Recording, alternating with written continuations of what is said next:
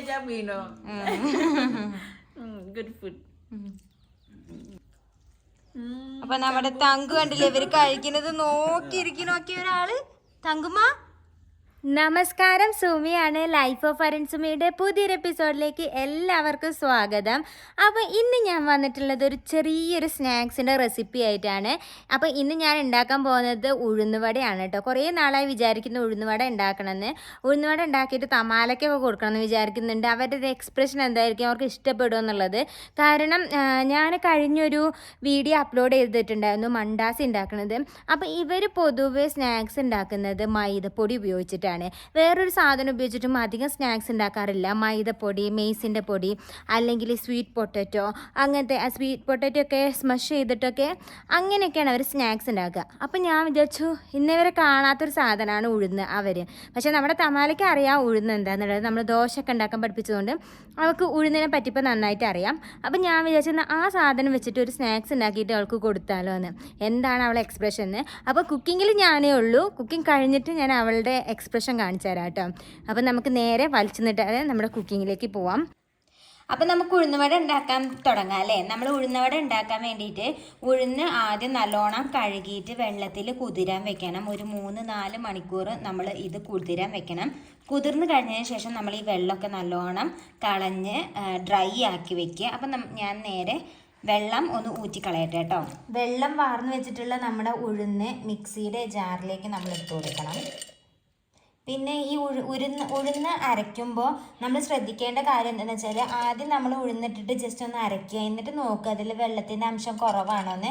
എന്നിട്ട് മാത്രം വെള്ളം ചേർത്ത് കൊടുത്താൽ മതി കേട്ടോ. ഞാൻ ആദ്യം ഉണ്ടാക്കിയ ടൈമിൽ വെള്ളം കൂടി ചേർത്തിട്ട് ഞാൻ അരച്ചിട്ടുണ്ടായിരുന്നു. പക്ഷെ അത് ഭയങ്കര ലൂസൊന്നും അല്ല, എന്നാൽ തിക്കും നല്ലൊരു മീഡിയം കൺസിസ്റ്റൻസിയിലാണ് വന്നത്. പക്ഷെ അങ്ങനെ ചെയ്യരുത്. നമ്മൾ ആദ്യം ഇതെന്തായാലും നമ്മൾ സോക്ക് ചെയ്ത ഉഴുന്നാണല്ലോ വെള്ളത്തിൽ.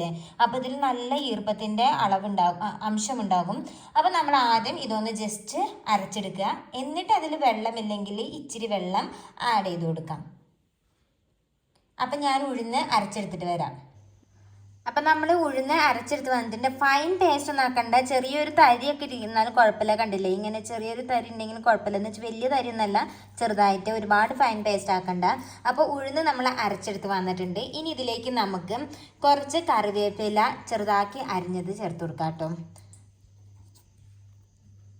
കറിവേപ്പില കുറേ ഉണ്ടെങ്കിൽ ഒരു ഇച്ചിരിയൊക്കെ ചേർക്കാം, ഇച്ചിരി കൂടെ ചേർക്കാം. എൻ്റെ അടുത്ത് കുറച്ചുള്ളതുകൊണ്ടാണ് ഞാൻ കുറച്ച് ചേർത്തത്. പിന്നെ പച്ചമുളക്, ഒരു 2 പച്ചമുളക് ചെറുതാക്കി അരിഞ്ഞത് ചേർത്ത് കൊടുക്കാം.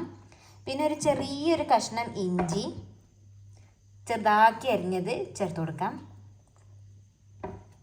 ചിലർ ഉഴുന്നിൻ്റെ കൂടെ ഇഞ്ചിയും കൂടെ കൂട്ടി അരയ്ക്കാറുണ്ട് കേട്ടോ. അപ്പോൾ നമ്മളങ്ങനെ ചെയ്തിട്ടില്ല. പിന്നെ ഇതിലേക്ക് പൊടിയായിട്ട് അരിഞ്ഞിട്ടുള്ള ഒനിയൻ, ഒരു മീഡിയം സൈസ് ഒനിയൻ നമുക്ക് ചേർത്ത് കൊടുക്കാം. ഇനി ഇതിലേക്ക് ഒരു പിഞ്ച് കായത്തിൻ്റെ പൊടി കേട്ടോ, കുറച്ച് ഓപ്ഷനിലാണ്, വേണമെങ്കിൽ ചേർത്താൽ മതി. അതേപോലെ ഒരു സ്പൂണ് ഉപ്പ് ചേർത്ത് കൊടുക്കാം.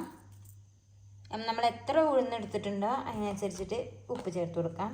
പിന്നെ ഇതിലേക്ക് ഞാനൊരു ഇച്ചിരി കുരുമുളക് പൊടി ചേർത്ത് കൊടുക്കുന്നുണ്ട്. ഇത് ഓപ്ഷനിലാണ്, വേണമെങ്കിൽ ചേർത്താൽ മതി. സാധാരണ കുരുമുളക് പൊടിയല്ല, കുരുമുളക് ക്രഷ് ചെയ്തിട്ടാണ് ഇടാറ്. ഇനി ഇതെല്ലാം ഒന്ന് അങ്ങോട്ട് മിക്സ് ചെയ്തെടുക്കണം കേട്ടോ, നല്ലോണം കുഴച്ചിട്ട്. കണ്ടില്ലേ, ഉഴുന്നെന്ന് പറയുന്നത് ഒരുപാട് വെള്ളം ലൂസൊന്നല്ല, ഇങ്ങനത്തെ ഒരു കൺസിസ്റ്റൻസിയാണ്. നമ്മൾ കയ്യിൽ അങ്ങനെ ഒട്ടിപ്പിടിച്ച് നിൽക്കില്ല. നമ്മൾ കയ്യിൽ കുറച്ച് വെള്ളം ആക്കിയിട്ട് ഉഴുന്ന് എടുത്ത് ഇങ്ങനെ ആക്കുകയാണെന്നുണ്ടെങ്കിൽ കണ്ടോ, കയ്യിൽ ഇവിടെ ഒന്നും ഒട്ടിപ്പിടിക്കില്ല. അതാണ് ഉഴുന്നിൻ്റെ കൺസിസ്റ്റൻസി എന്ന് പറയുന്നത്. ഇതെല്ലാം നമുക്കൊന്ന് കുഴച്ച് കൊടുക്കാം. ഈ മാവ് ഞാൻ നല്ലോണം ഒന്ന് കുഴച്ചെടുത്ത് റെഡിയാക്കി വെച്ചിട്ടുണ്ട് കേട്ടോ. അപ്പോൾ ഉഴുന്നുവട തയ്യാറാക്കാനുള്ള മിക്സ് ഞാൻ ഇവിടെ റെഡിയാക്കി വെച്ചിട്ടുണ്ട്. പിന്നെ നമുക്ക് വേണ്ടത് ഒരു പാത്രത്തിൽ കുറച്ച് വെള്ളമാണ് കേട്ടോ വേണ്ടത്. കാരണം കൈ ഇങ്ങനെ മുക്കിയിട്ട് വേണം നമ്മൾ ഉഴുന്നുവടയ്ക്കുള്ള മാവ് എടുക്കാൻ, അല്ലെങ്കിൽ മാവ് കയ്യിലൊട്ടും. അപ്പോൾ കയ്യിലൊരു വെള്ളത്തിൻ്റെ അംശം ഉണ്ടെങ്കിൽ മാവ് കയ്യിലൊട്ടത്തില്ല കേട്ടോ. നമ്മൾ ഒരു ഉഴുന്ന് കുറച്ചെടുത്ത് ഇങ്ങനെ ബോളാക്കുക. എന്നിട്ട് ഈ കൈ വെച്ചിട്ട് തന്നെ ജസ്റ്റ് ഒന്ന് പ്രസ് ചെയ്ത് കൊടുക്കാം.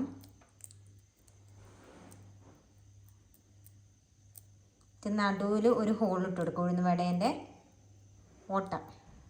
എന്നിട്ട് നമുക്ക് നേരെ എണ്ണയിലേക്കിടാം.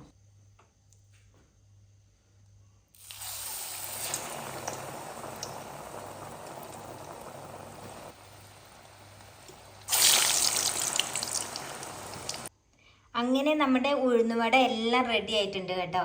നല്ല അടിപൊളിയായിട്ട് ഉഴുന്നുവട കിട്ടിയിട്ടുണ്ട്. കണ്ടോ, നല്ല സോഫ്റ്റ് ആയിട്ടും ക്രിസ്പി ആയിട്ടും ഉഴുന്നുവട കിട്ടിയിട്ടുണ്ട്. ഞാനൊരു കഷ്ണം പൊട്ടിച്ച് കാണിച്ചു തരാം. അപ്പം നമ്മുടെ ഉഴുന്നുവട നല്ല അടിപൊളിയായി കിട്ടിയിട്ടുണ്ട്, കണ്ടില്ലേ? അപ്പോൾ ഇത്ര എളുപ്പമാണ് കേട്ടോ ഉഴുന്നുവട ഉണ്ടാക്കാൻ. വളരെ സിമ്പിളായിട്ട് നമുക്ക് ഉഴുന്നുവട ഉണ്ടാക്കാം. ഇനി നമുക്കിതിൻ്റെ ടേസ്റ്റ് എങ്ങനെയുണ്ട് എന്ന് അവരോടൊക്കെ ചോദിച്ചു നോക്കാം. ഉഴുന്നുവട ഉണ്ടാക്കിയിട്ടുണ്ടെങ്കിൽ ഞാൻ ഇവർക്കൊന്ന് ടേസ്റ്റ് ചെയ്യാൻ കൊടുത്തു നോക്കട്ടെ കേട്ടോ, എങ്ങനെ ഉണ്ട് എന്നുള്ളത്. അപ്പോൾ അസ്വേലും തമാലും എല്ലാവരും ഉണ്ട് ഇവിടെ. അപ്പം ഞാൻ അവർക്ക് കൊടുത്തു നോക്കാം.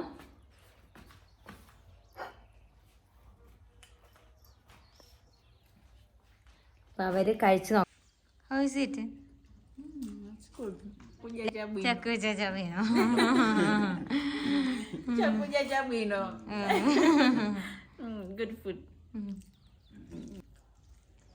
അപ്പൊ നമ്മുടെ തങ്കു കണ്ടില്ലേ, ഇവര് കഴിക്കുന്നത് നോക്കിയ ഒരാള്.